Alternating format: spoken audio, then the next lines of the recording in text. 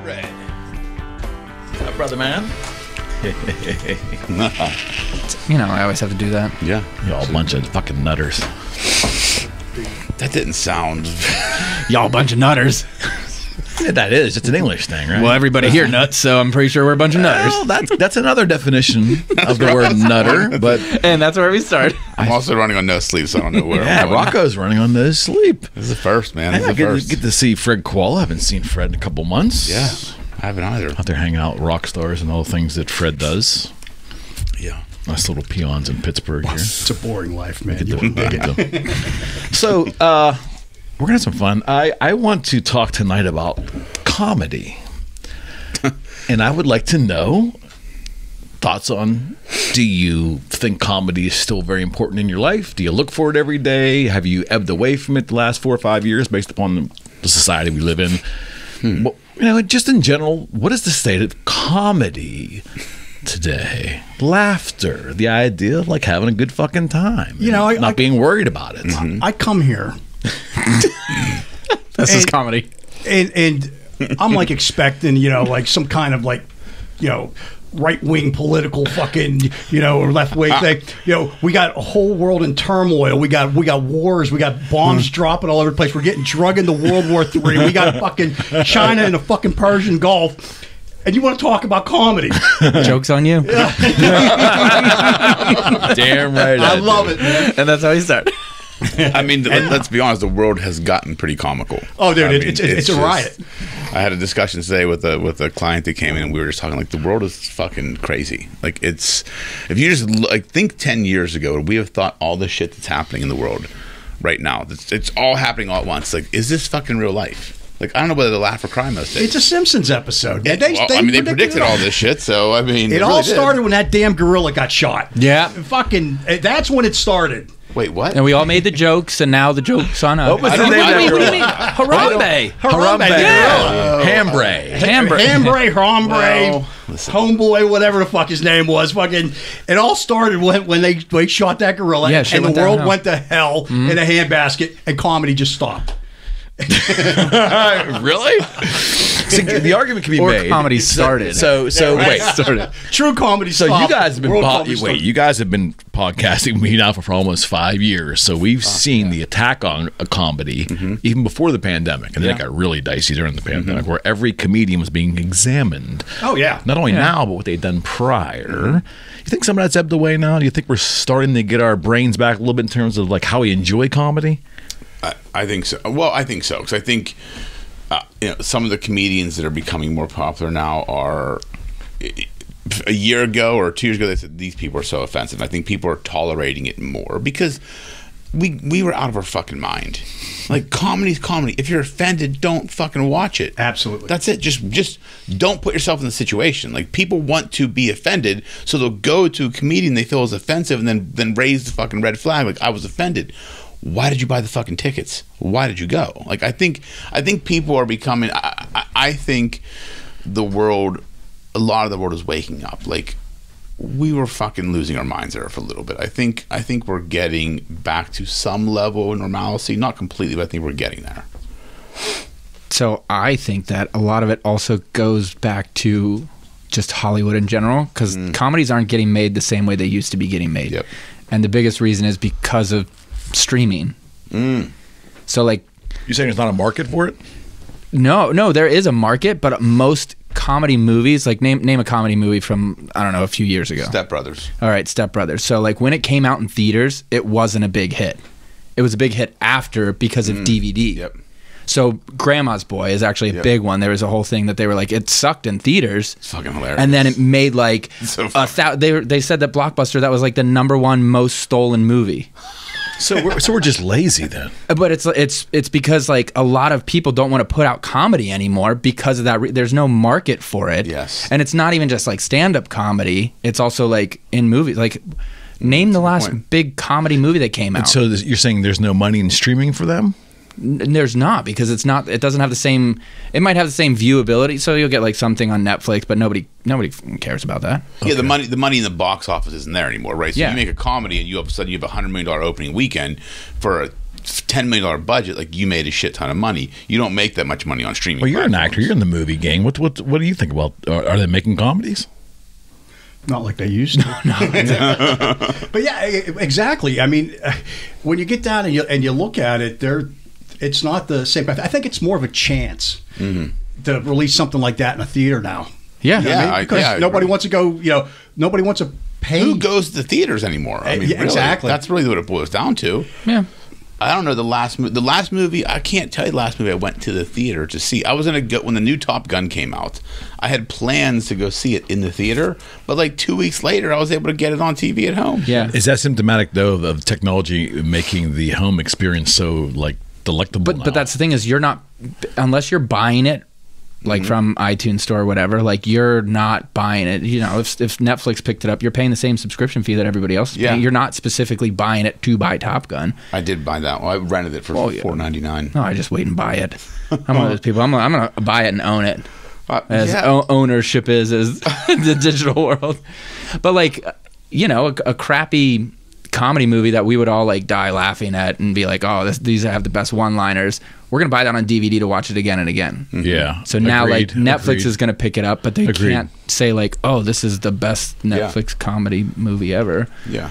Do you think that it's still? Do you think that the comedy movie or the genre of comedy in movies? Do you think it still holds weight, or that's kind of faded away? Man, I couldn't even tell you a comedy movie that came out in the last 2 years. Were you in any comedies in your career? Everything you did was drama, I think, right? It's drama. It's Kingpin. Kingpin. You were in Kingpin, yeah. Fucking- Oh, you were in Kingpin? No shit. Oh my god. Yeah. I gotta go back and watch that movie. And, Oh no, you'll miss me. Oh, no, I want to find you now. I was cast. So we'll talk about the comedy of my life. This is the comedy of my acting career. Okay. Rockstar actually was a comedy too, but they made it more of a rockumentary kind of thing. Okay. They shot Rockstar. It was kind of a they comedy. shot comic elements to it. Oh, you were comedic. But so in Kingpin, now you got to realize I work at Channel 4. Okay. And I get my agent calls up, and she says, "Hey, look, we got a movie for you." I'm like, "Oh, this is great. I mean, I rarely get to do movies." So so they tell me, "Oh, you have to be here for the audition, at this time." And I work at Channel 4. And so all I got to do is trade with somebody. So I had this friend, she worked there. And I'm like, "Hey, you trade me Wednesday." Why? What you got going on? Check it out. I got an audition. I gotta get out of town. Oh yeah, $50. I'm like, what?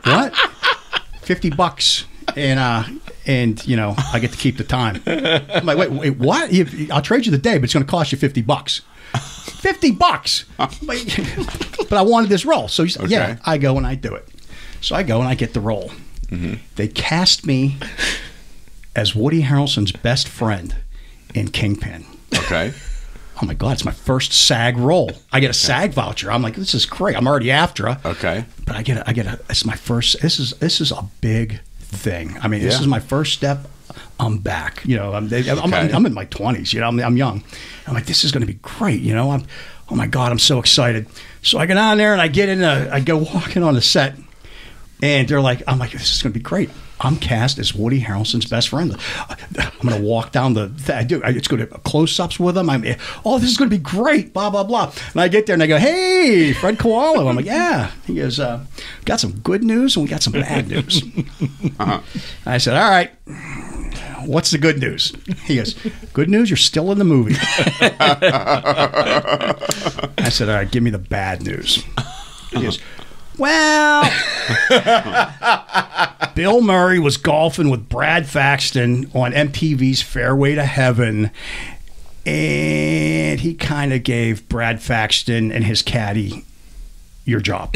And I went, "What?" And they go, "You're still in the movie?" Now, here's the thing. It was that was the other thing. Well, you still get your SAG voucher. Okay. I'm like, "Oh, great." Cool. But I'm not the guy. "Oh, no, you're in it. You'll be seen. You're in the scene." Okay. I'm 6'2". That's a kiss of death for an extra. because I got demoted from actually being in the movie to being an extra. All right, everybody up front, short people, hey, tall guy, get in the back. And that's what I saw him behind. So I'm in this bowling alley scene, and I shit you not, you can't even see me. And thank God you can't, because my face is just like this. In every scene, and I'm like, fucking Brad Faxon. So the movie comes out, and I go to see it, and I'm like, oh my God, I'm gonna look for myself because I know where I'm at.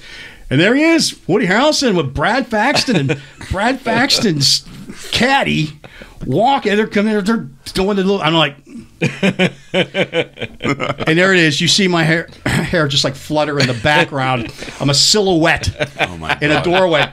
So like a Caddyshack where he'd go where they're trying to make Danny Noonan fuck up the putt. And he's like, Noonan. Every time I turn on golf on ABC's golf, Masters, there's Brad Faxon. And I would just wait for him. I channel surf and just wait for him to show. And here's Brad Faxon with the butt. I'm like, that's it. I'm trying to fuck him up, man. I'm like, I was so mad for years. But yeah, Bill Murray gave away my part. And fuck Bill Murray. Yeah, fuck Bill Murray. Well, what's great? What's great is in Zombieland when they run into him. I think I'm the only person in the theater just laughed out loud. I went and saw that in the theater. Deal with that sucker. And I had no. They shoots Bill Murray. He's acting like a zombie. They shoot him and they kill him. And fucking, I'm like, oh my God, this is the sweetest revenge. I actually literally I laughed out loud. And I love it. I mean, I also just laughed out loud because I'm like, oh yeah, sick of Bill Murray, and you killed him. That's amazing. I love shit like that. That to me, that's funny. But yeah, it's I mean, that's comedy right there. Like Zombieland, it's when comedy's written well. That's that's the key. But I can't think of a well written comedy. When's the last one come out? Yeah, I can't think of a good. Even TV shows now, like Seinfeld doesn't hit the same way for me. Like I used to love that show. The Office still hits. Doesn't hit the same for me. Like The Office, I can still watch that show over and over again. The Office and Parks and Recreation are two comedies that I just. But will it in 20 years or 15 years from now?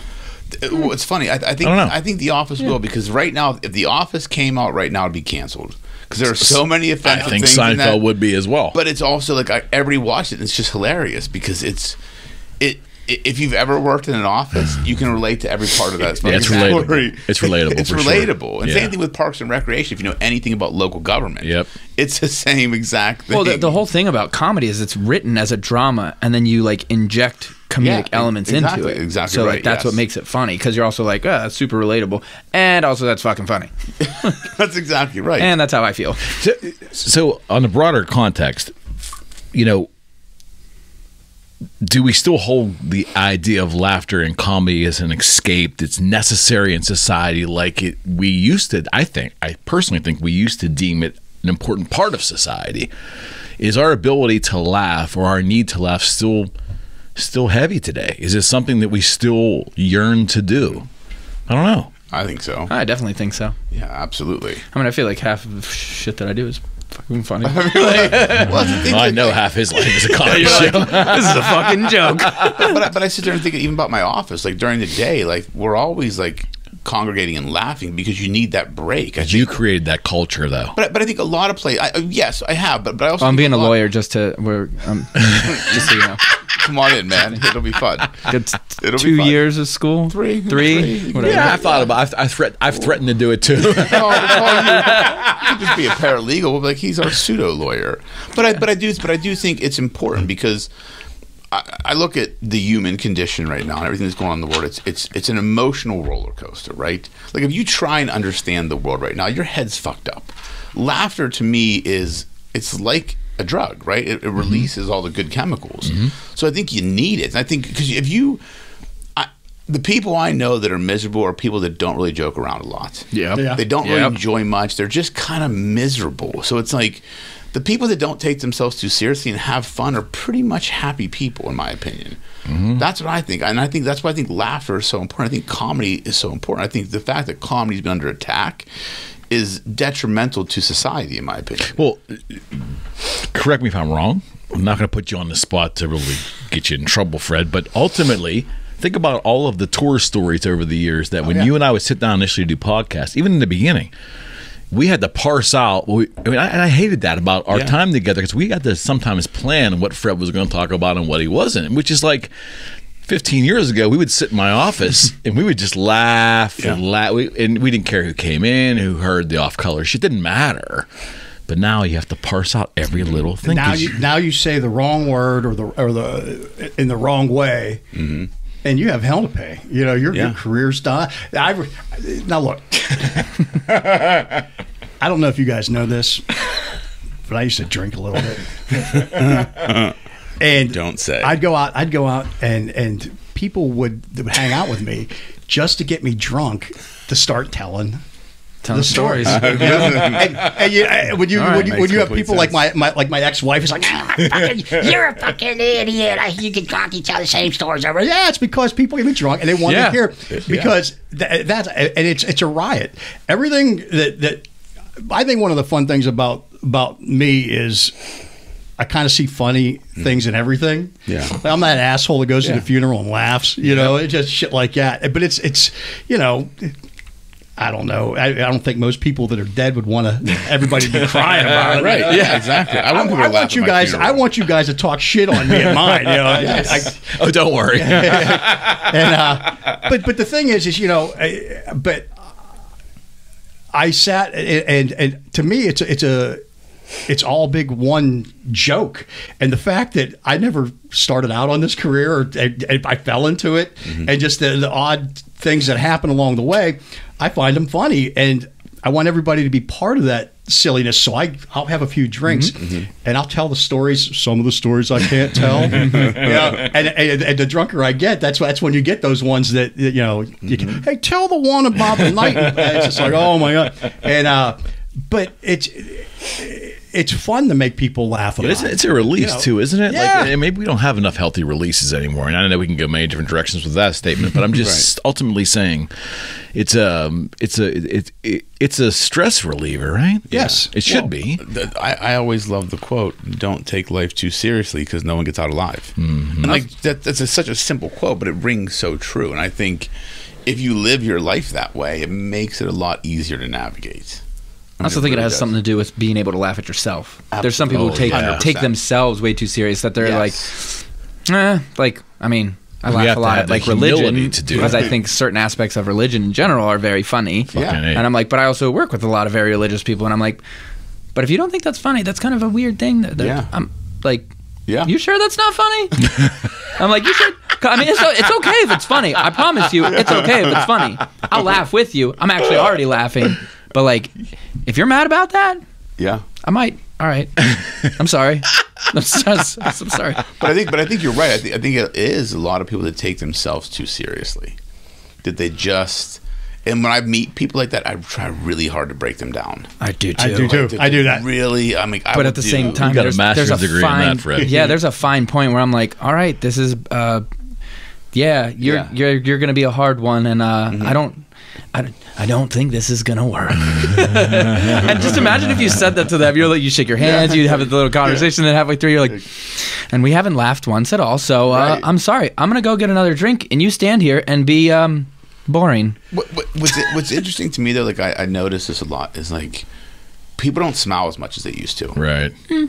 I really like. I notice that now when I'm in meetings with people or when I'm interacting with people. Like, I tend to typically smile most of the time. Are they more sullen or just like more? They're more serious. Business. They're stoic. Not even business. Just very stoic. Like processing information. Like I had a meeting the other night, and I was with a bunch of people in this meeting, and I was kind of running the meeting, and there was two individuals in there that were very stoic, and I was watching them. I really had to break them down. And I finally got to, but I was watching the body language the whole time, like watching the words I would say that would make them perk up a little bit. I said, okay, so I would like watch and see what I had to say and how I had to say it to get these people. But the initial reaction was they were just very much like. They didn't want to let me see their emotion, right? Because people feel like if they let you see, if you can see their emotion, you can read them and manipulate them. Like it's a vulnerability. It's a vulnerability. Yeah. Exactly. Yeah. That's exactly what it is. Yeah, I think people want to be less vulnerable now. And I think that goes hand in hand with being able to make fun of yourself. Correct. Yeah. And that goes totally 100%. together. If you're vulnerable, then you're like, hey, psst, I suck. Yeah, I fuck up all the time. Whatever. It's I mean, we definitely do it. We're like, how the fuck do we get here? That's what I say. You're standing in a gala, a black tie gala. I won't say whose gala it was. And me and somebody are standing in the corner, and we're like, do we belong here? that's his whole life. We're like That's talking what about. in all honesty, I say that all the time, and that's why it's all funny. And that's what I tell people. Hey, As long man, as it's funny to you. just so it's funny to me. That's what I tell everyone. And I can, like I said, people are miserable around me, and I will pick you up. If I see that, that's my challenge. Yeah. You know, I'm going to get in there and I'm going to make it. And that's what I do. I break. You know, my wife, You're an asshole. my ex-wife, You're an asshole. You do that shit on purpose. It's not funny. and it's just like yeah, it's funny to me. It's funny to me? It's just so it's funny. And I've been telling him that for 15, 20 years, just so it's funny to me. And that's exactly, you know, and it's just like, and sometimes I realize I'll say something really, really, really off base that nobody else gets, because in my mind I'm thinking 3 punchlines ahead. Yep. And I'm like doing the whole setup, and then I mix them up, and it's like, oh, that didn't make sense. And you just see everybody going. And it's just like, oh wait, I have a friend that does that. She'll tell a story, and it's like it'll go off in 12 different directions. I do that, and I'm like, where's the punch? Like, where's this going? Like, I don't know which storyline to follow, and I'm just like, there was an idea there, and then we just lost it. It's like they'll start down a path, and I'm like, wait a minute, I forgot about this part. I'm like, well, But there also might be a better story in the middle of the story. So that's the I part. kind of want to tell you about that story. So let me ask you this: do you think when we were in the pandemic, and initially in the beginning of the quote unquote pandemic, we were somewhat separated from each other? Now, yeah, there was a Zoom and things, but our physical beings were not in the same room. And that socialization, I think traditionally, whether it's been over drinks after work or whether it's a party in the evening, the lack of that may have, and besides the fact that the world was rather depressing at the time, but do you think that was something we're still kind of recovering from a laughter standpoint, from a comedic standpoint, or do you think we're back? 75%. Yeah, Okay. I don't think that did the damage on comedy or laughter. I mean, I think people were laughing more during that because They were all drunk. Well, it was that. I mean, I watched the fucking Tiger King. Like, that's the stupidest show ever. But it's like, But that was serious. That was like a. it was serious. But Like, it's not like when you funny. read it on the thing. I never watched it, but it's like, does it say like comedy? And then you watch it, you're like, these are fucking. No, the 100 idiots. view back is very fucking funny, but like while you're in it, it's like a Yes, drama. that's what I mean. So it's like, I thought it was hilarious, because I'm like, thought it these was people are hilarious. fucking idiots. I'm like, Fucking, well, this I'm is like, funny. that's what I thought. This is Florida. I never I watched it, but I wanted to, just because I'm like, I feel like I'm funny. missing the joke, but I know so It's many people funny, are like, dude. yeah, it's a whole freaking documentary. It's a documentary about but it's idiots. Like, It makes is you. exactly- It makes it your is. life feel that much better. That's exactly. I'm like being stuck at home during this pandemic. I'm good. All right, so when I'm like really sad about my life, Watch I will it. kick that on and be Fucking like, watch it. hell yeah, guys, thank you for Yes, picking me up. You will feel. I'll keep that in my fantastic. pocket. I'll just You'll save that. You'll feel fantastic about your life. So we struggled. Hold on, we struggled many times. I used to beg him to tell the stories that I really wanted him to tell, because I thought we could quote unquote get away with it. And out of discretion, Fred would pull back a little bit and say, I can't do it. So think about the people that do this for a living, right? Comedians. I mean, I've watched comedians locally and a couple national, and I've watched their shows, not all of them, but some of them evolve and tame down or just go in different directions. Could you imagine, really? Now, and you're a lawyer, so you're maneuvering a lot from a legal standpoint. Yeah. Could you imagine having to do something for a living, and every utterance out of and you make your living uttering crazy shit, and now all of a sudden everything you utter is under review from someone out there looking to be hurt? That was just the It point. can take you fucking out. You know that. Whether it's even in your head or not, you have the belief structure that somebody could take you out. That was the point that I was just about to make. And why we don't laugh, or why we don't think, because you get scrutinized. If you laugh at it, that guy's a monster. No, it's funny. It's fucking funny, you know. And you get these people that just can't wait to jump all over your case for, again, the wrong word. When I was writing the book, I remember. I had complete control of everything. You're right, because they're hilarious stories when you tell them. They are. Are they funny? You know? They're funny. And I'm writing them down and like, ooh, you can't say that. Ooh, you can't say that. Ooh, you can't say that. Ooh, so you know what I did? I wanted out. other than just, because this was during the pandemic. Yeah. And now I'm being told I can't say this, even though I have complete control. Can't say this, can't say that, can't do this, can't do that. The complete control didn't do you much good. So what I did was I wrote what I thought was going to be like the final story. I wrote it second. It is the most politically incorrect, foul, and that should be story. perfect. And that is the greatest rock and roll story ever told. But that should be perfect, right? But there was no way in hell that they were going to sign me on for more books, because this is the most horrible. If you, by today's standards, when I tell this live at if I get drunk and I'm at the NAMM show and I've got 30 people around me listening to the story for the 5th time and they're laughing just as hard, new people are listening to it, they think it's great because it's rock. They know the characters. Blah, blah, blah. Yeah. Man, if I would tell this story, you would be canceled so fast. I'd be calling you for advice, and you wouldn't be able to show your face in church. It's like, you know that guy, but that's just it. It is the greatest story in rock and roll history. We're waiting for people to say to be offended at the drop of a hat. It's a magic maneuvering. But it's tough. But here's the thing. I think I agree that is tough. But I also think.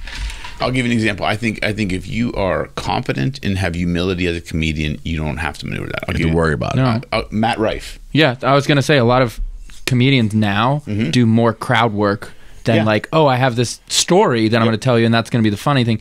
Because there was a time when, so it was like outward stories. Like, I'm here to make fun of this person, this person, this person. They're not here. It's just a person. Yep. And then they're like, it's actually easier to make fun of myself and get more laughs out of it. And now it's always the case. And now it's turned into, hey, look at this guy in the front row. Look at him. He's got like a half fucking button-up polo shirt on. I don't know what he's talking about. Like, dude, he's ripped. It. And it's the funniest shit, because at the moment you can also you make this connection. Exactly. And you're like, hey, I'm going to make fun of you. Yep. That's what you came for. You're sitting in the front row. Yep. You're came out. Well, that's why I say Matt Rife came out of nowhere. Yeah. And he does that. He crushes it. He makes fun of no one's off limits. Yeah. Like every race, if you're disabled, everything, and everybody laughs because they're there. Isn't that the essence of comedy? But the best story I love of his career, where there was a woman who was in a wheelchair, and he made fun of her during this show, and she started crying, and it was not out of being upset. It was thank you for including me. Yes, 100%. And that was the best, and that's what fucking comedy needs to be. It's we can laugh at it, and people want we try and exclude people because we're worried about offending them, but all they want to do is be looked at like everybody else. Yeah, it does more damage. And we need to get back to that as a society. And I think if comedians did more of that, a lot of these problems would solve themselves. It goes back to just laughing at yourself. Exactly. That's what she's like. Oh, thank you. Exactly. I mean, his shows are straight up vicious sometimes, but at the same time he's fucking hilarious. You didn't come to this show to sit there and watch me make fun of that person. I'm here to make fun of you. Great. Congrats. And I mean he came out of nowhere a year ago, and he just sold out a worldwide tour in under 6 hours. Unheard of. I saw him with the Improv, and they said it was the only comedian ever to come to Pittsburgh to sell out all shows, all nights, within hours. Taylor Swift could have done it too, just so you know. It's not a different kind of comedy. My wife and daughters went to Taylor Swift and paid a lot of money to go to that fucking show. That's a different kind of comedy. Yes. You want comedy? I turned down Taylor Swift 3 times. Why? To tech for her. To date her? No, to tech for her. I couldn't compete, but I didn't want a song written about me. But no, so I turned her down, to work for her for 3 times. And I get it. She just gave those bonuses. Yeah. My God. Oh, no. That's comedy. That's good decision making. Yeah, you would have got a nice big check. Well, the thing to Fred, he's probably not telling you because he doesn't know if I wanted to be out there, but we were...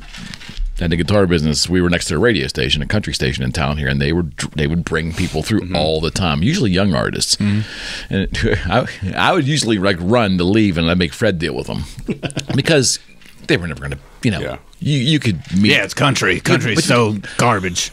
Not garbage. You just could never. You could never. Yeah, that too. But you just could never. You never could guarantee one of them was going to hit. Yeah. And they brought Taylor Swift, walked right through, and I chucked out, and Fred had to deal with it. And Good job, Fred. And Fred dealt with it. And I think we might have. Did Washburn authorize us to give a cheap guitar away? Or what? We gave away shirts. We gave away guitars. But, We had she Van walked right Zants. through, and we were gone. But we had some bigger stars. The Van We had Zants Raj, but I mean, Van all Zants were these. there. But she was just another young act. And then within 6 months from that day, she was huge. Holy shit! Well, I just saw a meme. I don't know if it's true or not. It was talking about like success on the internet. It says Jeff Bezos built Amazon with a $300,000 loan from his dad. Taylor Swift became a worldwide superstar after her dad gave $300,000 to her label. You don't have $300,000. Quit. That's exactly it. I saw it. I I laughed. was like, Oh my God, that's pretty great. funny. I don't know. Is that a true story? I don't. No, they all know. woke up at 5 o'clock in the morning, and they started with their mental church. Their reverie, their mind palace. Mind Palace. They started with their Mind Palace Yeah, They their rode their pedal morning routine. for 4 hours. They hit their weights for another 4 hours, which then only takes them to like 9 o'clock. Right. Then the day hasn't even started yet. Yeah, the They day spent didn't 3 start. hours with their kids. Idiots. That's comedy. That's comedy. That's comedy. That's I exactly podcast it. for comedy. Yes, you do. I wonder if we laugh like we used to laugh. You know, Robert Plant has a famous line in a Zeppelin song from the 70s that says something about we don't laugh anymore, or don't we Does laugh? anyone Do you remember anybody remember laughter? And that's applicable today. Do we remember laughter? I mean, I remember laughter, but But I also think you gravitate doing towards it. You gravitate towards those people. thus who, here we are this evening. Yeah, like You're right. You're 100% right. Yeah, you might not do it. You do it subconsciously. You're like, who are the people who I'm gonna be able to sit down and have a laugh with? Like, Exactly. you know, if I'm gonna go grab drinks with somebody, and at the end of the night we're just like, man, we just talked about work the whole time. We talked about this stuff. I'm Yeah, like, for sure. I kind of want to be shitty and dumb for a bit. Yeah. And I want to laugh. Mm-hmm. And if you pee your pants of laughter, then this is good. funnier. It was a good night. Well, but funnier. to your point, like I think you're right. Like I think as people, like we gravitate to others whom think like us and observe the world like us. So Sure. there are moments where I spend time with people that we're talking business and ideas, and other times I just want to have fun and laugh. But it's like as you get older, like I've learned that now at 46, like my circle has changed. Yeah. Right. And you start editing that circle and the people you want to spend time with, because my time is valuable. So I want to spend time with people that aren't gossiping, that are talking about ideas and how to make positive change the world, but then also having fun. Like if I'm gonna have, like, I don't want to go out and deal with drama. Like I want to laugh and have a good time. If I'm gonna spend time socially, I want to be around upbeat, happy, positive people that don't get offended, that can laugh at anything, because that's the point of life. Like Certainly. to me, like that's how I look at it. Well, have fun in life, right? And that starts with smiling generally. Yeah. Yeah, but those people who bring drama are definitely going to bring you down. Regardless. So it's like just watching that happen and being like, all right, yeah, I kind of don't want to be a part of this anymore because you guys are the ones who ain't laughing. Exactly. In years prior and decades prior, there was the assumption that, hey, you know, if it's funny, it's fucking funny. You know, there wasn't any kind of like laughter police in society in general, right? Black comedy was black comedy. I don't mean that ethnically. I mean like dark comedy, black comedy, crude comedy. I mean, I'm a master of that. but I mean, there was, you know, and you kind of pick and choose. You know, you go see Bill Cosby. Another tough one to talk about. But Fell asleep at Yeah, that do you show. go and see No, Bill but Cosby? You in wake the up and you just 70s. remember you Yeah. might have gone and seen him. in the 70s, That's funny. that was actually really funny. Or you roll over and there he is. Cocktail alert. Hey, welcome to our show. I gotta tell you this, dude. We're talking comedy. I just saw another meme of Bill Cosby. It was AOC. She was talking about a video. She's like, no. She was saying, like, talking about politics. She's like, no does not mean stop. No means try another way. And then it cuts to a picture of Bill Cosby going like this. I'm like, That's awesome. Oh my Dude, that's why I love the internet. I'm like, because that was the perfect. Oh, yeah. Fucking That's just cut to Bill. that's just rough on that. It was one. rough. That's But it was rough. like, she was literally saying, she's like, no does not mean stop. No means find another way. And it's like cuts to Bill Cosby. He's just like, Like and you get it. You instantly get it, and you're like, I instantly got it. I'm like, whoever came up with that video is a fucking comedic genius. But wasn't that the essence of comedy? If it made people laugh, then it was valid in its own right. And here's the thing: the public would determine if it wasn't funny, you weren't going to have a career in comedy. It's not like you're saying that. Yes, I believe what Bill Cosby did is right. It's just you get the point. I got the point. Like it was a funny transition. And isn't that kind of like a? And you could totally be like, that was fucked up, but I get the point. Like, Yeah, exactly. It was fucked up, but it was funny. But that's always, I think it's the darkest comedians over the last 30, 40 years. I mean, like the people, I mean, Carlin was up there, right? You know, it started with Lenny Bruce, probably with our parents. Lenny Bruce, and it was prior. The things that they was Eddie, and then Eddie Murphy in the 80s, Red Fox in the 70s. Yeah, these are, I mean, if it was so off color. I mean, they used to call it off color, like because it was like the other end of the comedy spectrum. So you really, if you didn't want to have your sensibilities rubbed, you wouldn't go there. But they had successful careers because there's a portion of the population that likes dark, off color comedy. Yeah. I think that's why Matt blew up so much, is because everybody's like, I'm ready to laugh at myself. Like, do I personally want to sit in the front row? No, I kind of want to be like 3 rows back, and then be like, you know, you try to sit 3 rows back and hide. Yeah, I see you, and I'm like, yeah, shit, my turn. Here we go. Exactly. Roast them. I like. Well, how big was Comedy Central's roast? Yeah, right. That was a big thing. Huge. I loved watching those. Those were so good. But it's like you go there knowing that like. You're gonna roast the whole panel, and it's gonna be great. Yep. Do they still? Shaquille O'Neal was on one of them. They still do those. This guy has no jokes. I haven't seen one in a while. No, I don't. Yeah, that's been canceled off the air. Yeah, it's offensive. I just don't think they have a person that's like you. They did Justin Bieber, and it's like I don't think they have a person that they're like, who is gonna sit here? Like I don't even think that it's like, who would I want to see get roasted like that? Yeah, I mean, I don't know who I would. I think they roasted Trump. I remember that. They did. That was great. But I think that happened like once the pandemic came, like they weren't getting people together. Yeah. So like those shows just stopped and they never came back. It was almost like an honor to get a roast. Yeah, exactly. And it was. That's how it used to be. It was traditionally roasting. Yeah, that's what it was. It's like is it Dean Martin roasts, whatever they were back way back. But that's, I look at it as like so it's like who would you bring out to be like, let's roast Seth Rogen?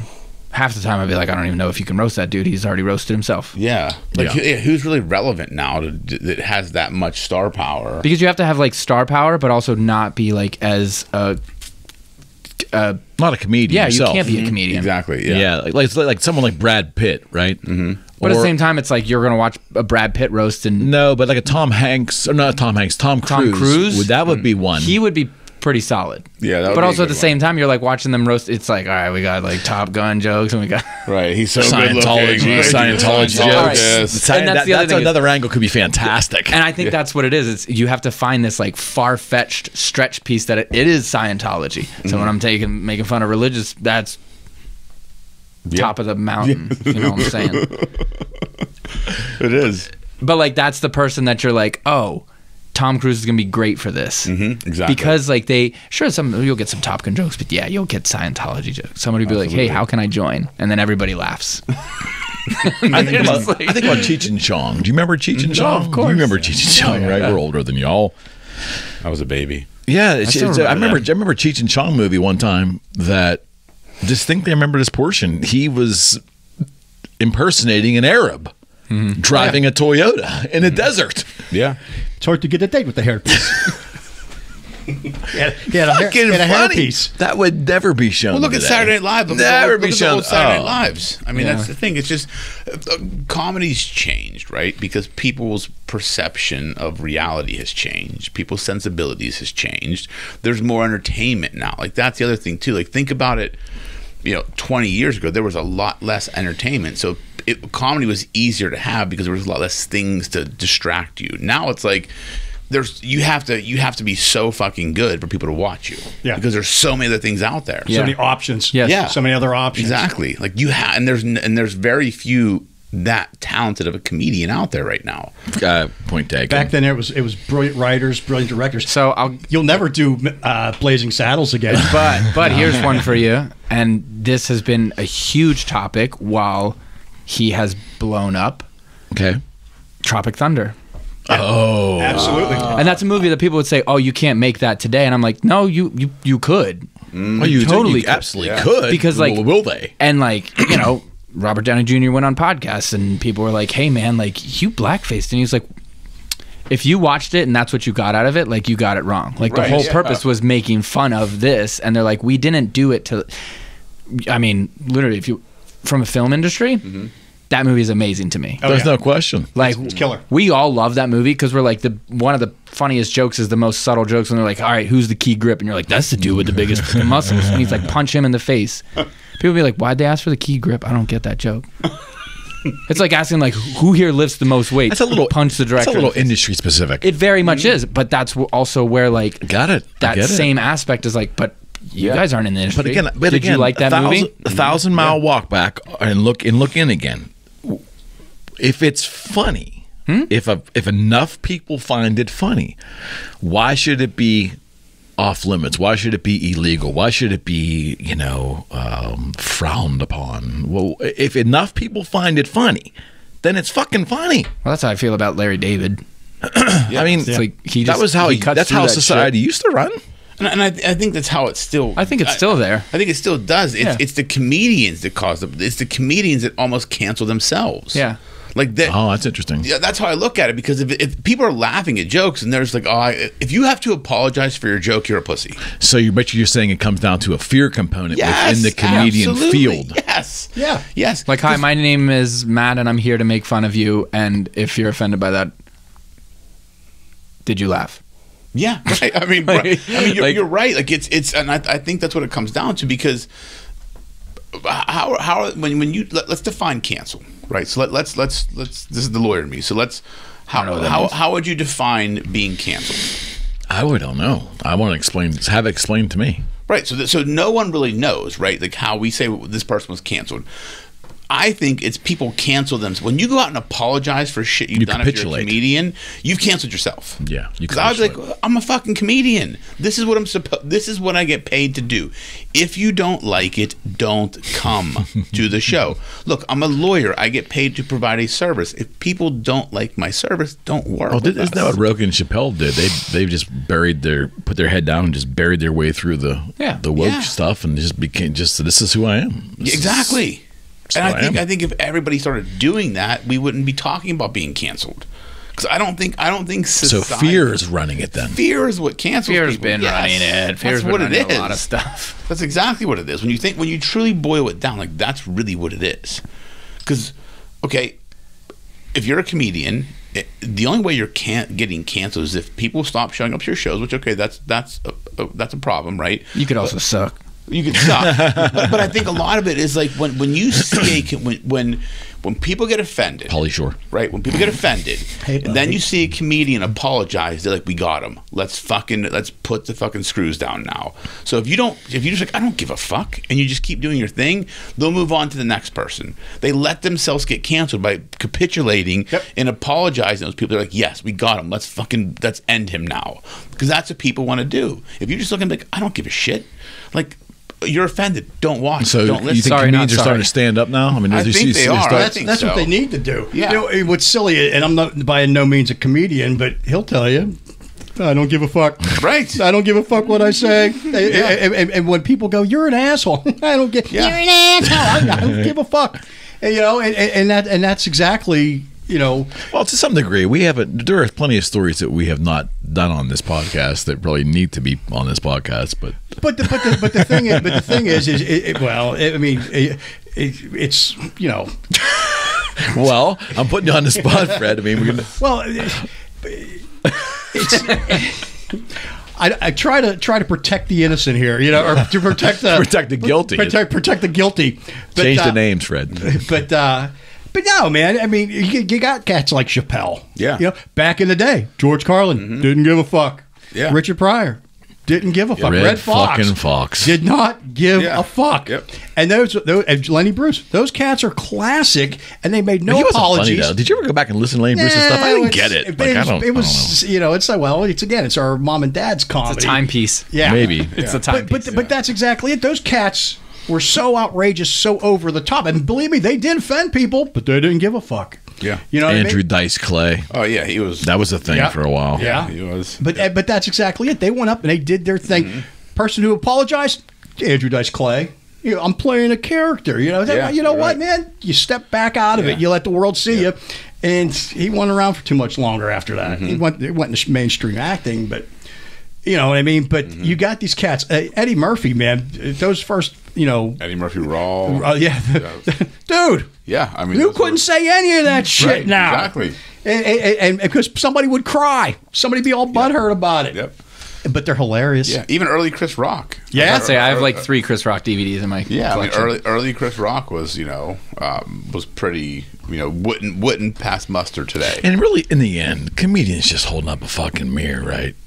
I mean, really. That's really yes. We're just laughing at what's inside. I mean, all the stereotypes of every ethnicity and every gender and everything else. It's just holding up a mirror. Every gender, there's 2. I agree with you. But, who knows today? I don't know. That's a comedy in its own right. Exactly. Yeah.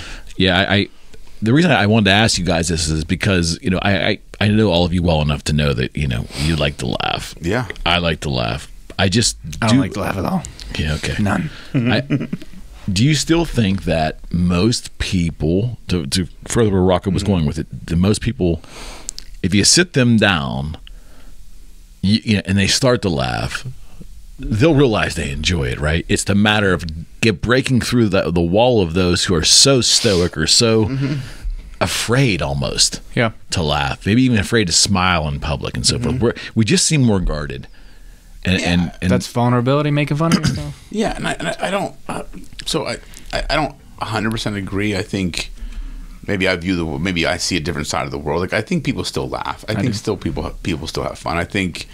I don't think it's like we turned into all these miserable people. I just think there's a lot more distractions now. It would be funny if we were all miserable people, though. It would be very funny if we were all just miserable people. But that's why I think because there's so much information that comes. You've been at in a Democratic us every convention, day. I see.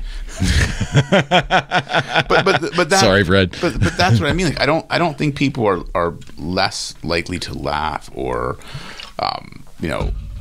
less lighthearted. I just think there's so much information that comes at us every day that the amount of time we used to be able to relax and laugh is limited substantially. Okay. I mean, think about the information that comes. Like if I look at just my day today, right? I've been up since 2:00 this morning. I've been dealing with emails and just bullshit all day long, right? There was not one piece of information that came to me today that made me laugh. Right. Not because I don't want to laugh. It's just I have emails coming in, so I don't have the time. This is the laughter for me, right? Yeah. In the past, like it didn't happen. Like there wasn't that much information, right? My brain is constantly focused on all these things coming at me. So it's just, if people look at me, they're like, "Oh, you're a miserable prick." It's like, no, I'm just focused on this shit I have to do. And I think so. We start looking at people and thinking they're not inclined to laugh, they don't like comedy. It's just there's like, are we ingesting more bad news maybe we're as a whole? ingesting more bad news. We're ingesting more just information. Yeah. It's just information in general. But look at the guy who does wake up at 4:00 in the morning. Like, bro, what time do you just chill and watch a dumb show? Right, exactly. Like when I have my lunch, I'll normally go and just sit on the couch and turn on a 30-minute show of something that I'm like, this is gonna make me laugh. Like whatever exactly show I'm gonna watch, it's gonna be funny, and I'm gonna enjoy my time, and then I'm gonna go back to work. Instagram Reels make me laugh my ass off. That's why I bother you with that shit, because I find stuff, it's unbelievable. TikTok's way better, man. It's unbelievable. It is. I mean, half people the shit are on nuts. TikTok. I don't even use TikTok, but I love TikTok. I started looking at You TikTok. like I was Instagram like, Reels, it's funnier. Go on TikTok. Okay. It's 100 times better, dude. Okay. It's funnier. And it's less filtered as Instagram. Yes. Like there's just Okay. I could waste so much time on TikTok.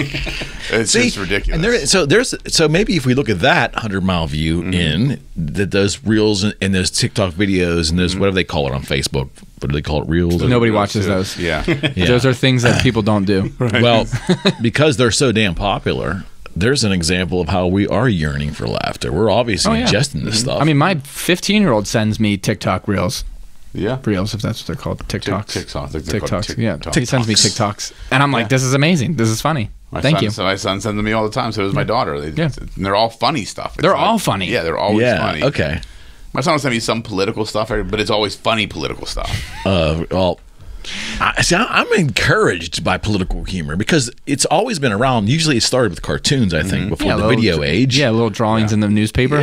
Yeah, but there was always... I remember that shit growing up.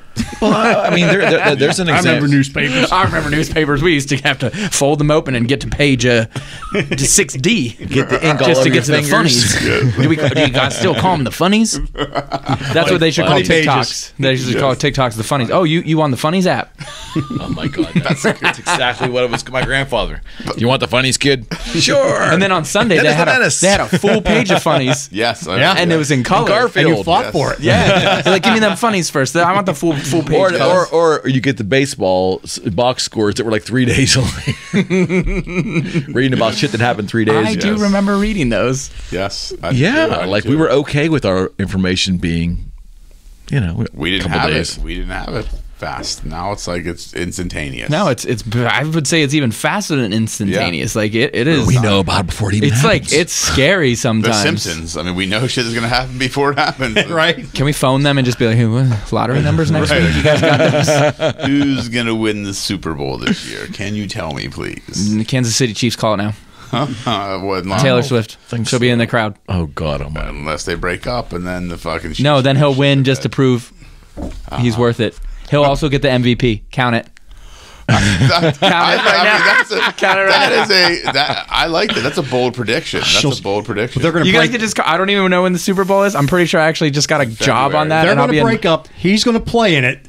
She's going to sing the national anthem. No. Throw him off the game, and it's going to be the biggest drama thing. And then at the end, when he makes the game-winning play, she runs out and she hugs him and on the 50-yard And line. the fireworks go up. Oh my God. And the balloons go up. Oh my God, guys! And he gets down. moment. And Mahomes hands him a little box, and he gets down on one knee, and Oh, my and God. he proposes to her right there. He'll be like, I the thought NFL winning and the we're going Super to Bowl. Disney World. He'll be like, I thought winning the Super Bowl, being MVP, was going to be the best day of my life. I mean, technically it is, but also now I got my fiance. And I'm going to Disney World. I mean, he's got his Dude, sugar mama. That's what he's got. Just goes to show that it's scripted. The NFL is scripted. That's how it's going to happen this year. It's hard to argue that it's not. I mean, it's very hard to argue that it's not. But my fantasy football team needs to be a little bit better. So somebody script that. Throw me a little entertainment. I stopped playing fantasy a long time ago, man. Comedy, laughter in the workplace. Okay. Well, I work by myself, so it's really fucking Well, funny. I kind of somewhat do. I feel like 3 of you in this room work by yourself. Well, Direct these So, questions to Rocco, me, right? Tell us about your culture. So, yeah. I mean, obviously, the workplace is what it is. You can, a broader conversation would be in society in general. But the point being, I left corporate America in '99. Last time I was in a corporate environment, a work environment with other people, in a team environment. And I was starting to see the last couple years some funky HR stuff. Like they gave me an office, like I've been in the office for the last 6 months I was there. I had to supervise some people. I know what I was doing, but I was told by the regional HR person, no closed door meetings with anybody.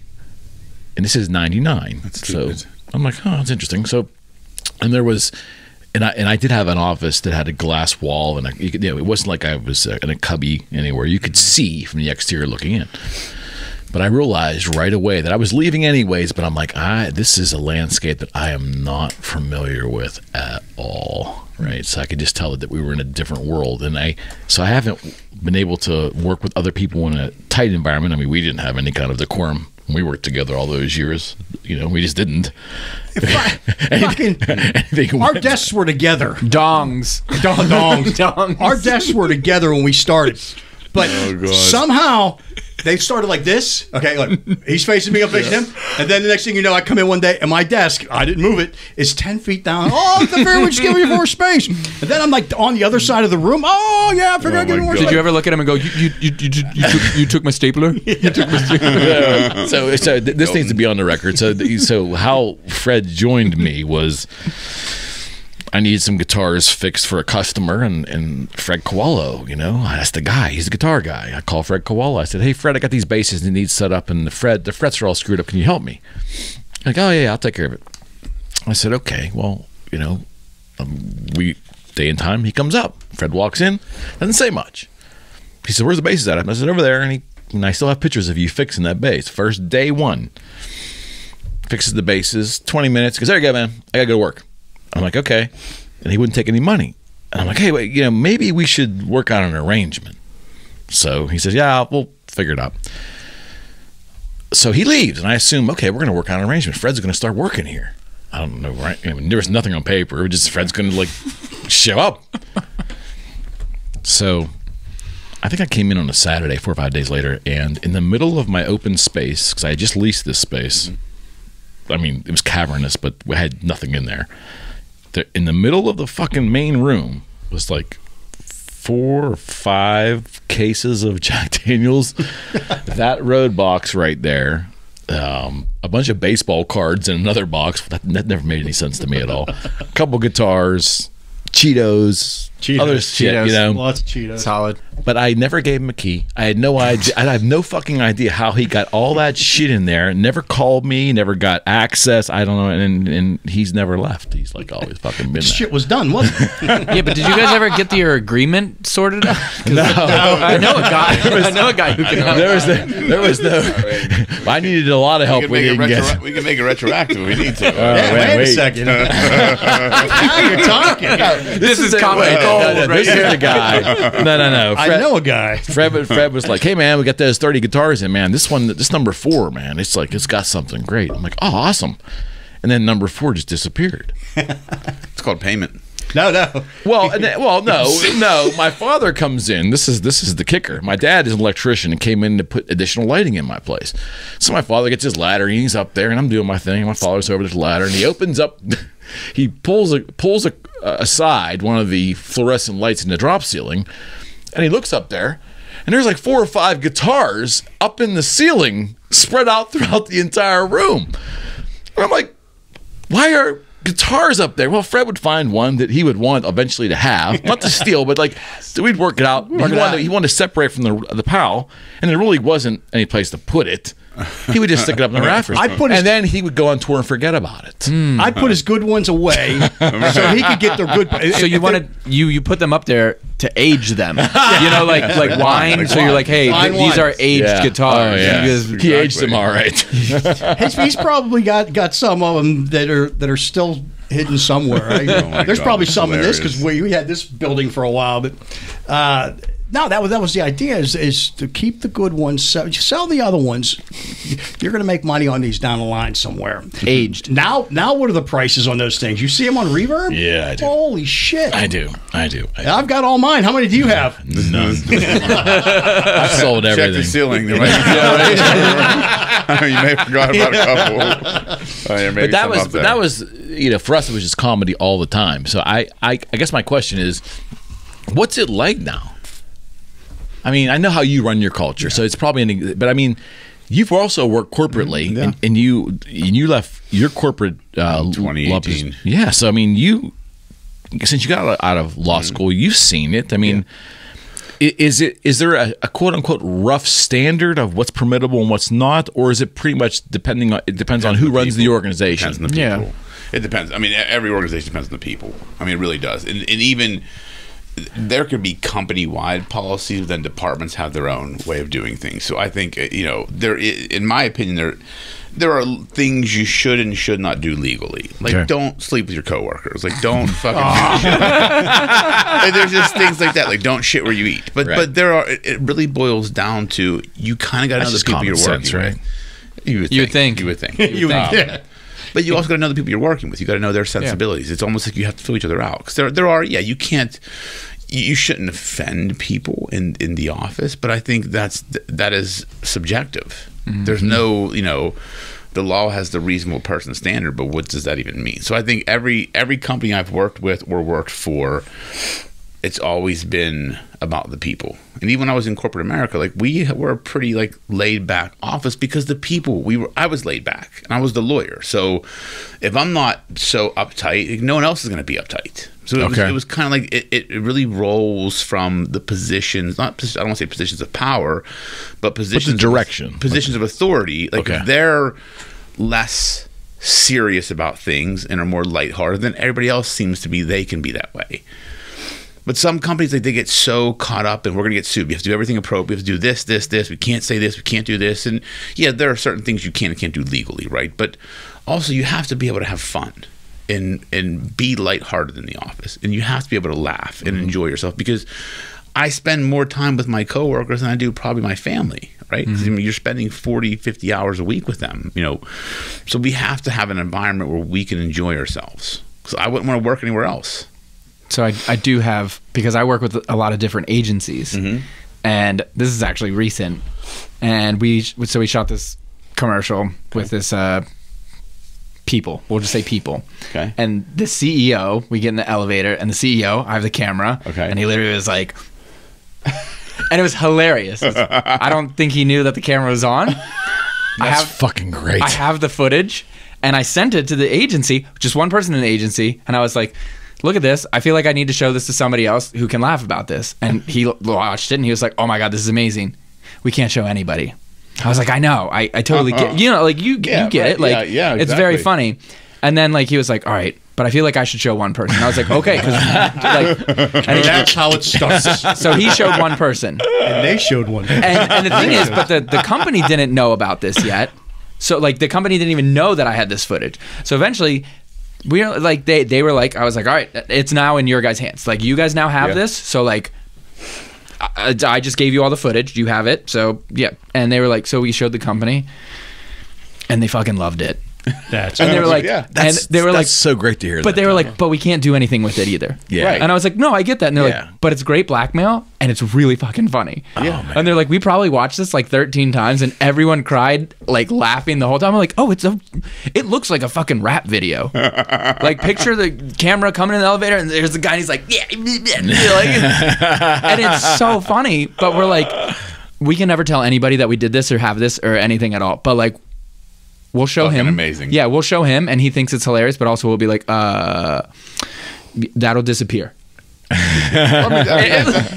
That's how our office is. We always joke, like, we're going to eventually need an HR department at some point. Yeah, right? We have how's that going to work for you guys? It's not because honestly, You have to have the HR person who's like, well, I will be the HR. Cool. Well, Yeah, like- the way I look at it is we're only that's why we take so long to hire people, because we want to make sure we maintain the culture. Even when we have 100 employees someday, we've got to make sure that, now there will be fractions in cultures, right? There always is going to be, but it's going to be my job to make sure that I manage that culture appropriately and make sure that That'll become a big task. It's a big task now. but I also We only think have it's 9 people. easier to weed them out. It's like invite them to Well, no. David parties. Well, here's the thing. and be like, we know, who's like, still here? Here's what helps us weed it out right now. Like, we figured out what our core values are.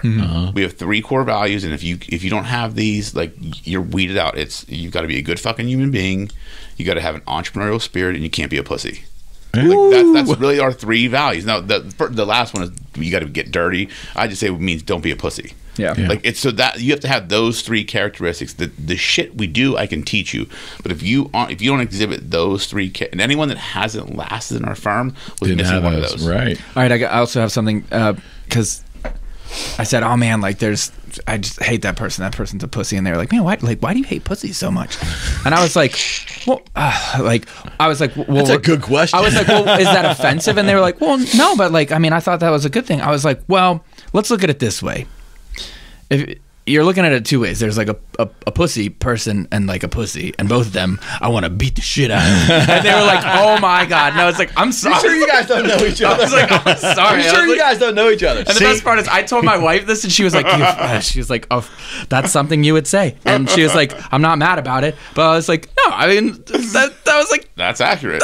See? That is accurate. I like him already. That is accurate. All right, now, so my question for you is, Give me another drink. Hang on. well, no. For years, the assumption was when people heard about you or knew about you was that you're in this crazy world of rock and roll. And there's elements of what you do that, yes, it's still a crazy world of rock and roll. However, what I have learned from watching you is that these organizations, going back to the year 2000-ish, it seems like all of these entertainment companies, these bands and their organizations, there's a lot of formality and there's a lot of fucking structure. Oh, yeah. Right? So my question to you is, like, do you ever see the rub between like the old rock and roll and the new sanitized structural for-profit rock and roll. I'm the last of a dying breeder. Thank God. I'm the only man out there like myself on an island. Like rock and roll lives within me. There's no one else out there like me. Man, it has changed so fucking much. Now, what's funny is back in the day, I don't know if you guys know this, but I used to have a drink or two. I think we established that And about 20 minutes ago. And it was smiled upon. Dude, how the fuck can you fucking drink if you're fucking not drinking? Or how can you tune guitars if you're not drinking? Dude, you got to be on the same level as me. Fucking, that was back with Zach. Wow, man, we were fucking hammered every day. We'd have a fucking blast. We didn't care. It was fun. We laughed. We laughed. It was hilarious. Oh, dude, look, we're having a great time. Fucking blah, blah, blah. Now it's all business. I don't have a drink. I don't drink. I sit there and I don't smile.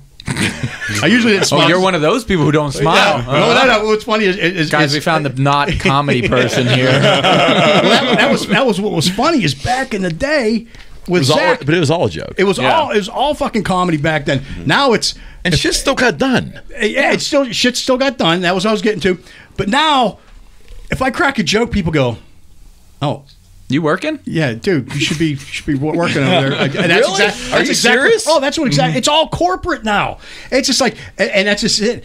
I'm the underground funny guy. And again, I feel like that's how film sets are too. Like a little yeah, bit. Yeah. oh they're, yeah, they're very much so. My God, I'm craft service now. Are you craft service? Because when I was young, we're gonna diverge. Craft service is golden, just so you know. Like, we're gonna divert from when I was an electrician and I'm carrying 4-aught at 100 pounds of fucking cable on each shoulder, carrying 200 pounds, and I back then I was in my 30s and 40s. Now I'm 54. And I'm throwing out cable, and I'm going, oh, my God. And you're doing it for 12, 16 hours a day, and you're running 9 miles of cable at 100 foot, 100 pounds for 100 foot. And you're sitting there going, oh, my God, my body hurts. Okay, we're going to get up at 5 a.m., and we're going to do it again tomorrow. And we're going to do 16 hours again tomorrow, 12, 16 hours again tomorrow. And you're going to do that every day. But I did that. And then I discovered to hand you a cup of coffee, I get paid the same amount of money. I get paid to hand you a donut and give you a coffee. But you know what don't else? even have to hand it to them. You just make a big table. Yeah, you make a table. That's what and now what's funny is when I'm doing craft service, it's like going to Dick's Last Resort. Yeah. Yes, that's like a macchiato with extra almond milk and some cinnamon. And your dad's proud of you. Your father is proud of you, I can tell. Oh my God. And it's like, well, what do you mean by that? Well, you're in the movies now. You know? Yeah, congrats. Congrats, man. Fucking congrats. You did it. Yeah. You know, you're a PA, right? Yeah, oh, man. Also, fruits and X are down there. That's exactly. And that's exactly it. You know, but they'll come back a little bit later, and I'm like, hey, man, you know, this is the seventh time you've been back here for a coffee. Most people do work before they come back for their first or second cup. You know, you should actually probably try to go do something. Get out of my craft service. You know, and it just I discovered, but they come back and they laugh. They think it's a riot. I mean, they can make fun of themselves. But my boss is like, you can't do that. HR's gonna be up our ass. We're gonna hear about it. You know, and I'm like, look, man. I said they're laughing. You know, and it's just they might pick up an extra donut. Yeah, you know. What I always say, do you really need that extra donut?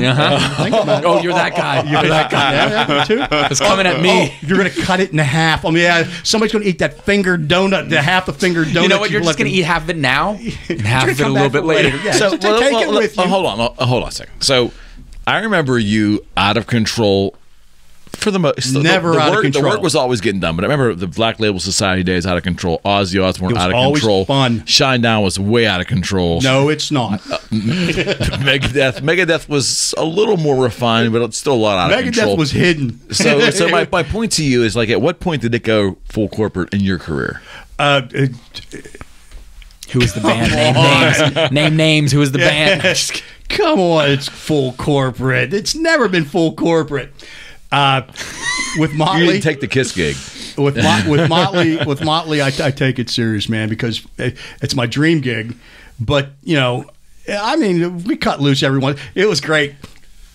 I don't do anything bad anymore, you know. And Nikki's sober that we know of, that I tell. And Nikki's sober, and yeah, just like, dude, I don't have anybody, because when I hung out with Zach, Dude, we're gonna go get fucked up. You know, we're gonna go fucking raise some hell with your drink. And we did that forever. You know, through all my career. And then now these cats are all sober, and it's just like, dude, they just want to live a little longer. Yeah, and that's it. Just a little bit. I've got nothing to live for. I mean, I'm broke. I live in a storage closet in my mom's house. You know, fucking. What do I got to look forward to? You know, it's like, where does your money go? I drink it in private in my hotel room. Yeah, but the thing is I tend to keep this as business. You know, but every once in a while, you know what?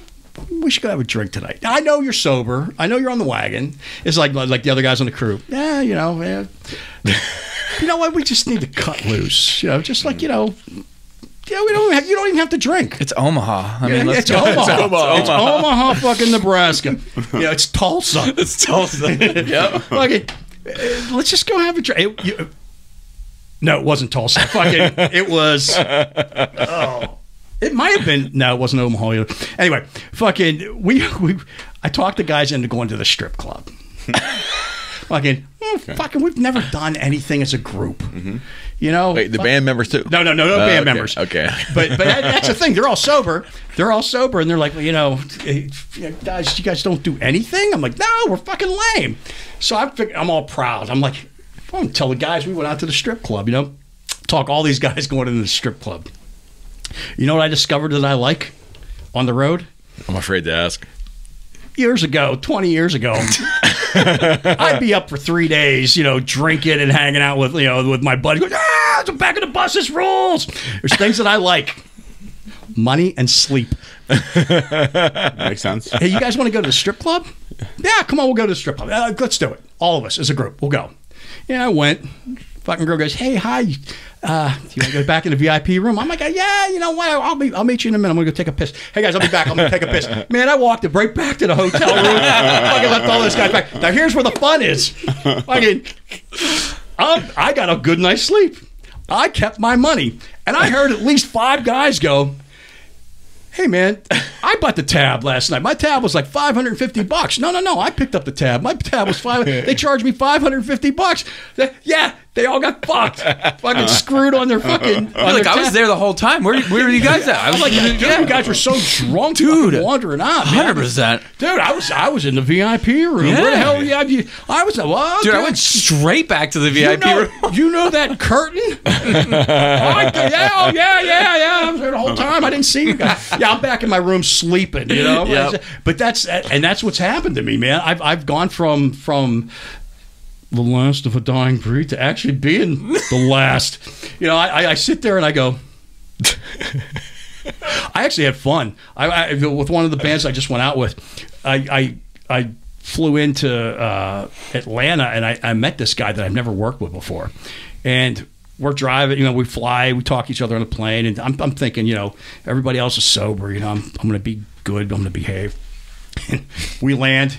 And he goes, we're in the car going to the hotel. He goes, all right, drop your shit off in your room and meet me back in the lobby in 5 minutes. I'm like, what? He goes, everybody, drop your shit off, meet in the lobby 5 minutes. We're going to Applebee's. Hell yeah. It's 11 o'clock. It's open till midnight. That's so hard rock. It's so rock and roll. And it was so fun. And it was like this guy that I would like least expect. It's like we had a blast. Like, dollar margaritas. Yeah, oh, fuck yeah. Yeah. Fuck yeah. That's the state of rock and roll in 2023. And that's exactly it. You know, you're on the down low. You know, it's like, oh my God, I'm sneaking a drink. But also some of those places you go to, you're like, all right, where do we want to go? Let's go check out like some little dive bar. You're like, it's Applebee's or Olive Garden, and I'm pretty sure Olive Garden closes earlier than Applebee's, so it's a little bit more classy of an establishment. So I've been to those towns. Wait, Omaha, Tulsa. You know, it was great. Is this girl I'm seeing? She's like, yeah, we going to go out to the bar in Tulsa. I'm with the guys. What the fuck? I mean, you act like we're going to Dongs to buy guns. I'm not buying guns at Dongs. To buy guns. Oh, my God. That's a real place in Tulsa. In Tulsa. Shout out to dongs, guns. Dude, they're gonna put you under like their social media. It's like, you know, they're also underwriting the Eric McKenna project. Dongs. When you want big guns, come to dongs. Oh my god! You're just selling them. You're selling them so hard. And I'm not going to be rude, but you know, there's some Vietnam vet going, motherfucker, I'd never fucking shop there. You know, like you got the guy. Hey, dude, I heard you like to go to dongs. What the fuck you talking about? Yeah, you like to go to dongs and shoot your gun off. You know what I'm saying? Dude, there's so many good jokes with that. That is why I took the picture. Dongs, guns, and fucking Vietnamese cuisine. You know, that's Tulsa. Tulsa in a nutshell. In Tulsa. Oh, you're out there fucking tearing up Tulsa. I mean, you got there getting drunk and people, drunk, homeless people running into the... There's dongs. That's all you got. You can go to the hotel bar or dongs. And they got guns there. And they serve cats. Oh, my God. Oh, yeah. Out there drinking all night with the guys. There's nothing to do. Why does every girl you date sound like Cartman from South Park? That's what I'm trying to figure out. Like, every girl you've ever dated sounds like Cartman from South Park. You should go for a new demographic. You know what's funny? Is I did that voice before South Park even came out. Yeah, I've been doing that. That's been my voice, the go-to voice forever. Every bad relationship he's ever been in. Yeah, man. They all turn out looking like Cartman. Them bad. I feel like that voice makes when they walk up and start talking to you, you just go, no, not again. Nope, not again. Nope, just turn around. Yeah. It was very nice to meet you, but I don't like that voice. I like somebody with a lower voice, please. Oh my God. You're an asshole. You think you're funny, huh? You're not funny. No, just funny to you. Oh God. But my head hurts, man. Yeah. But yeah, so it's become corporate and Okay.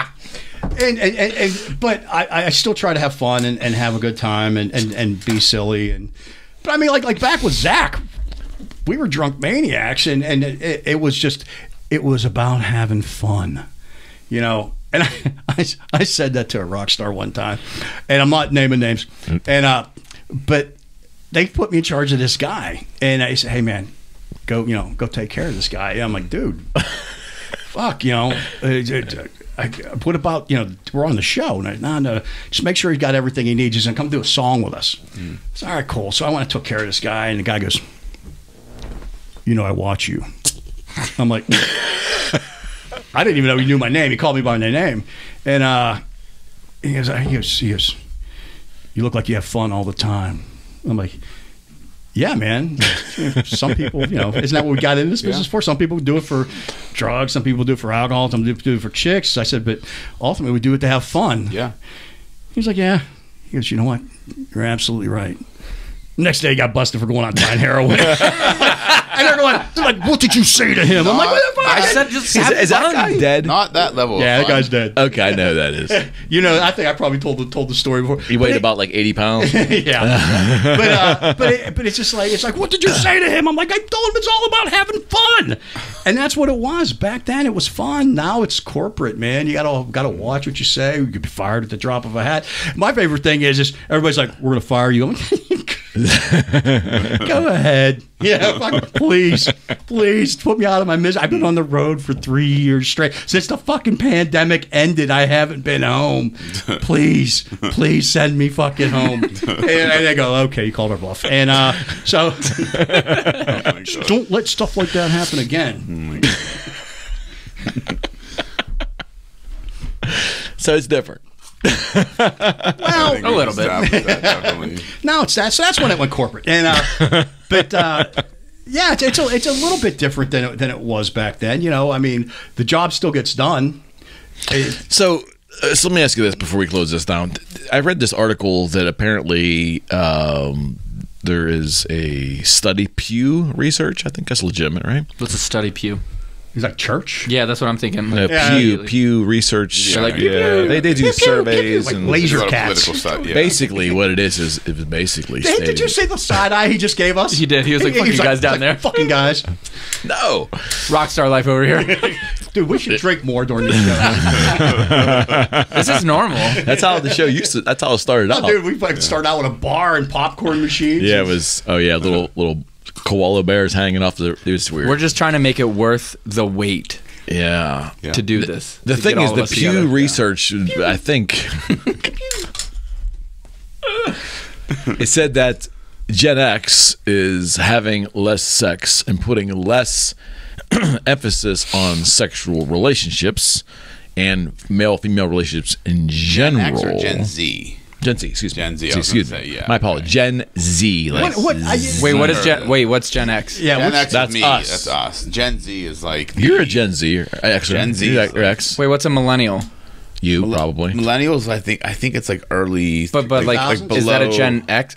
Gen Z is the most recent. Gen Z is younger than millennials. So Gen millennials Z, would be Gen Y.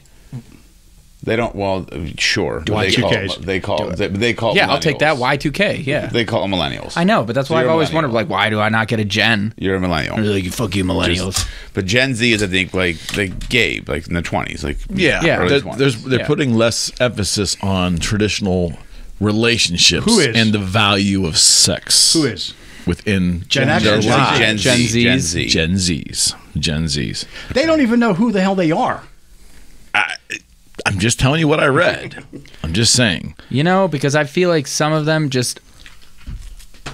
It's such a shocking thing to read, though. Like, who does not value or lust for sex? That's the part of the condition, right? But there's more distractions now. There's But more shit for them to do. that's what I'm getting at. Yeah. I mean, yes. when we were younger, like, what could you do? We didn't have social media. They're We like, didn't go have outside and play distractions. with the stick and the Yeah, rope so it's like, thing so that you really like to once do. you- the once wheel. you- Yeah, that's what it was. But think Go about it, play in really. traffic.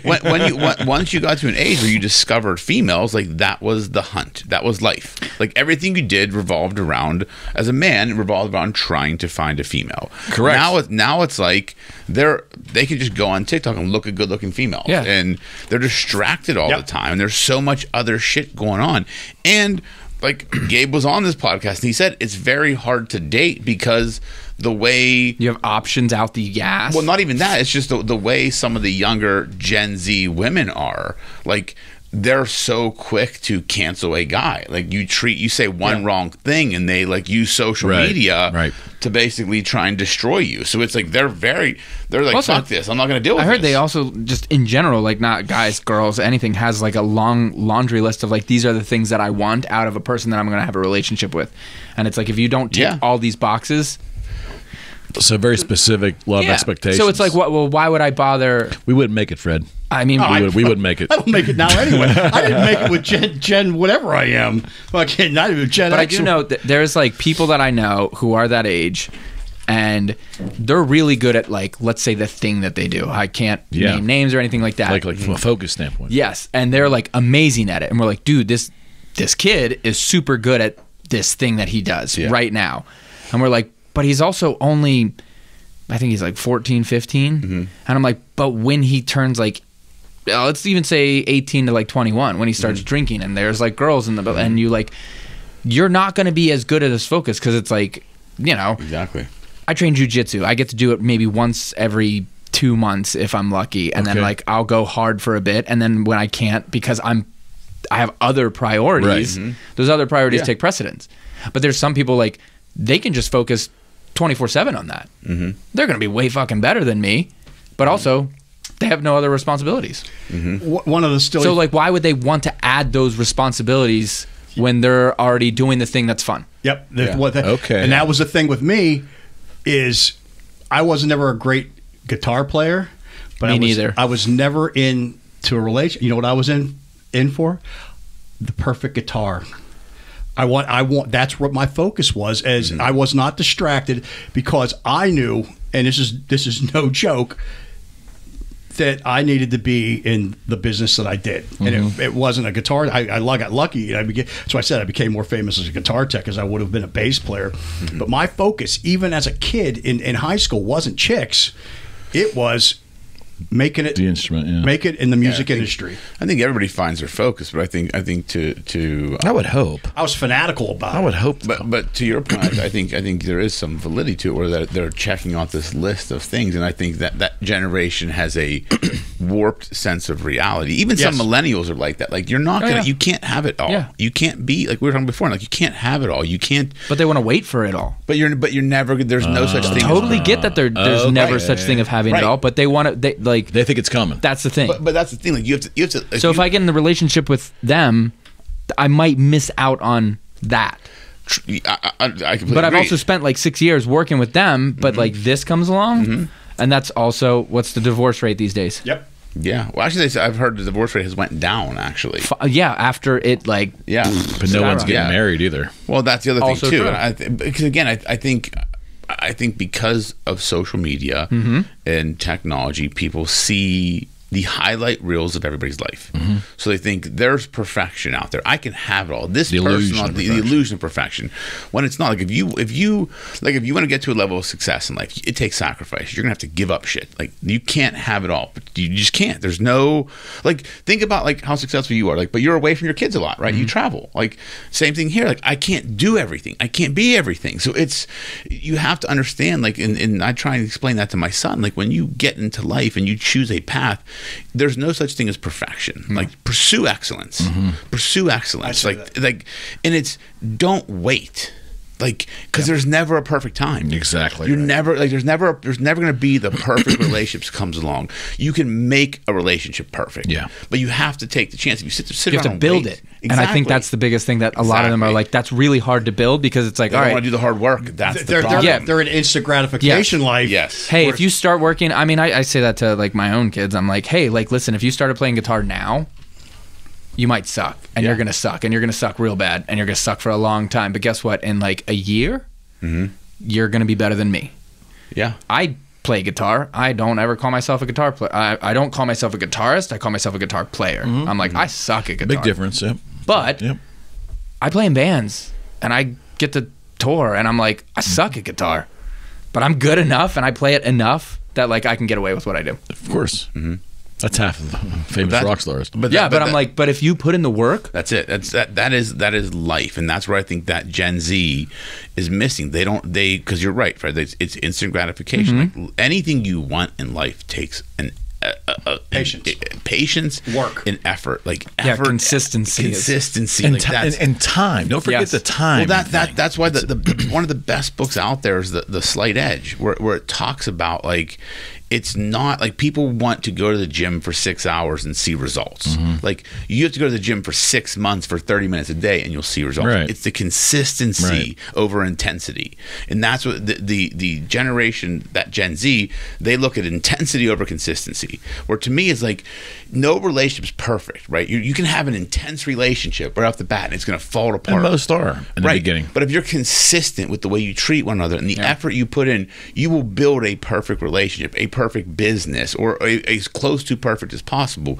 But it's the consistent effort that you have to put in, and that's what that generation, they're not wired that way.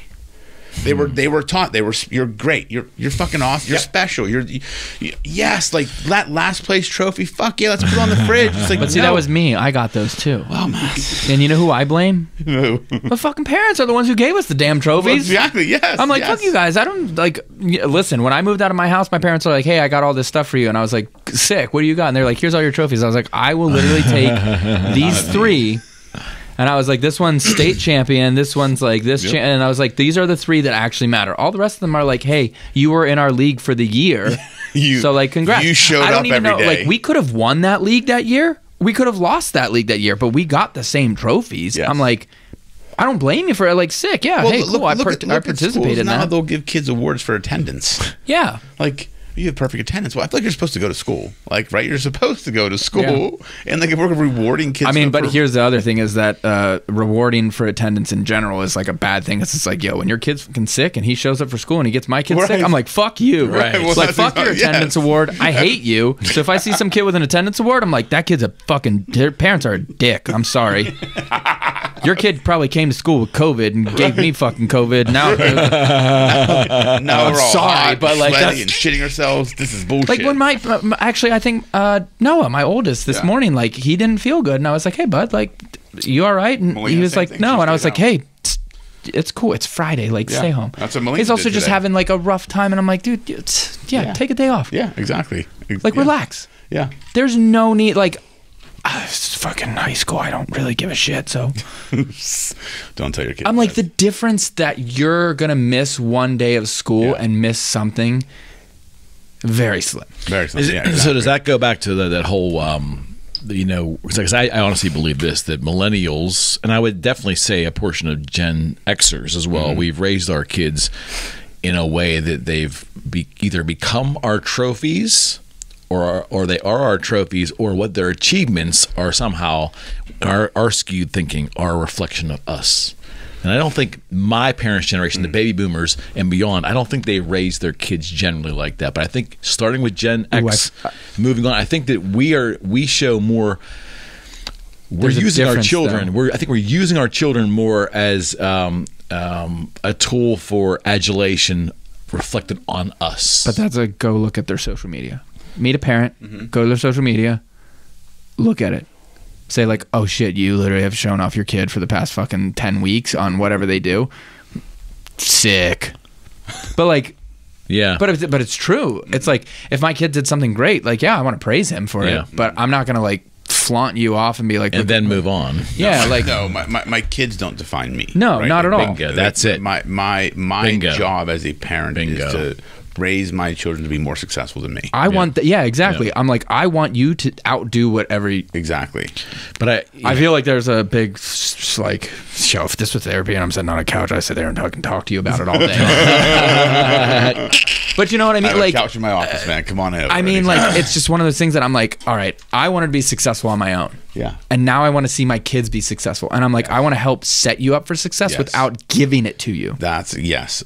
I always tell my kids I will be your bumpers and your guardrails. 100%. I'm not going to be your backstop. Yes. Like I will keep you on the path. You don't want to give them $300,000? No, you're gonna fall. I'm not gonna. You're gonna fall. You're gonna deal with shit. Like I'm not gonna solve your problems for you. I will help you solve them for certain. I will not solve them for you. I am not gonna give you things. I will support you, and I will. My job is to be the guardrails. Like you have to go on the path yourself.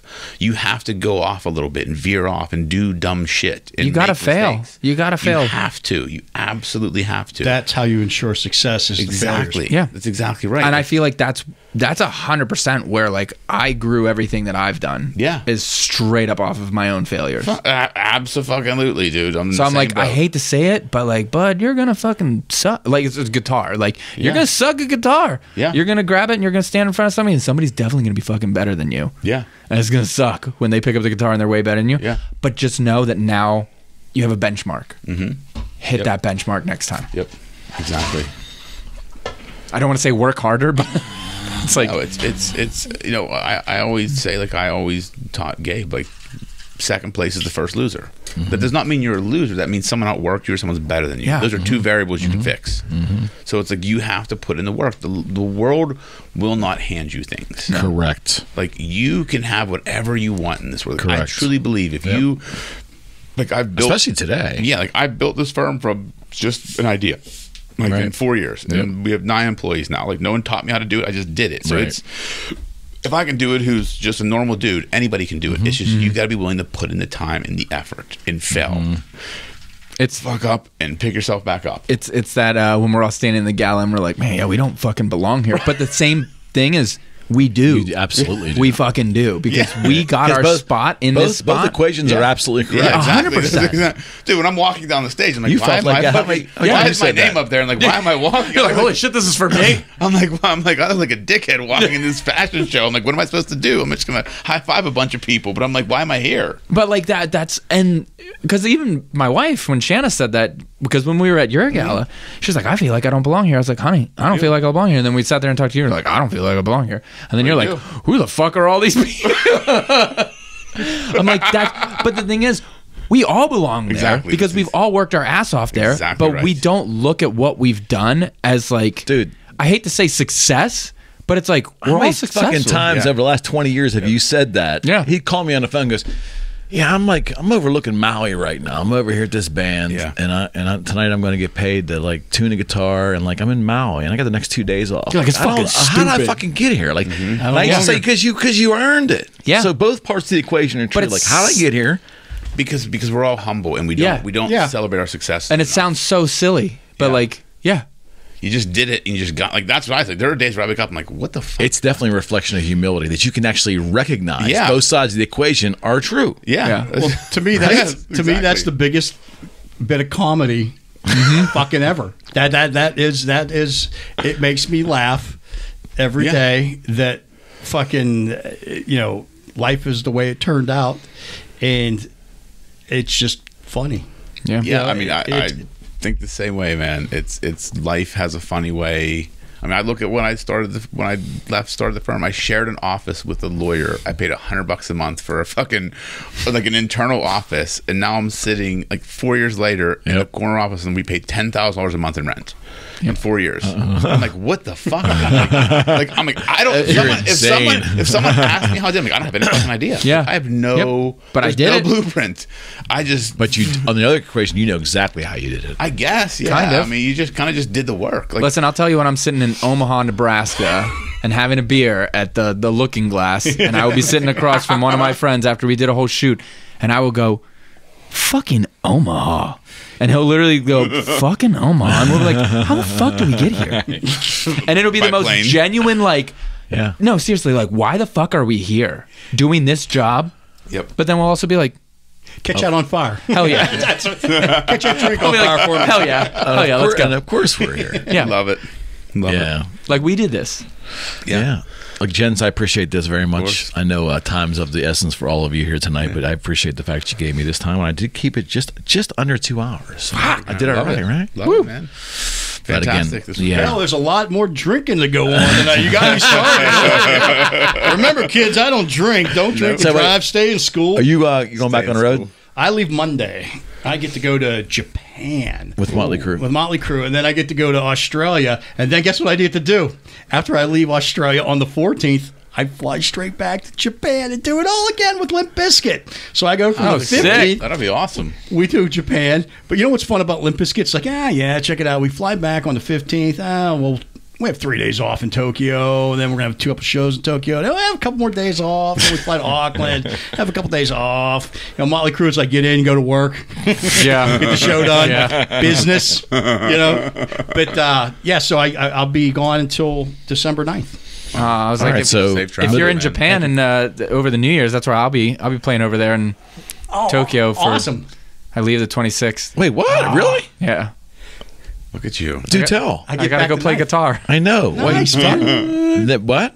in Japan. In Japan. In Japan, Where, is it just Tokyo? we got 2 shows. Have you been there before? I've never been there before. Oh, you're welcome. Oh, I'm super Oh excited. my goodness! Off camera, I'm going to tell you all the places to go. Like I got a phone call and they were like, "Hey Matt, just so you know, end of the year, That's we badass. probably got Japan." And I was like, "Sick, I'm in." And they were like, "We'll talk to your wife." I was like, "No, she knows. Like, I'm in. if we're going to in. Japan, like she knows that I'm in." So yeah, I'll be there from the 27th until the 4th Nice, man. awesome, with man. like 5 days off, 4 days off. Oh, So you I- love it. Just because I was like, I'll give you places to go. Sick. So I already talked about this with Rocco, but nothing like putting you on the spot on camera too. But like I'd like to keep this group together. So maybe January, February. Yeah. Do this again. Sounds Works good. for Couple me. months Yeah. down the Yeah. line. Yep. Of course. It's good stuff. Talk Japan stories. Yeah. Oh yeah. Yeah. And we want fucking details and photographs. All right, guys. I appreciate Yes, it. thank you. All right, friends. We're out.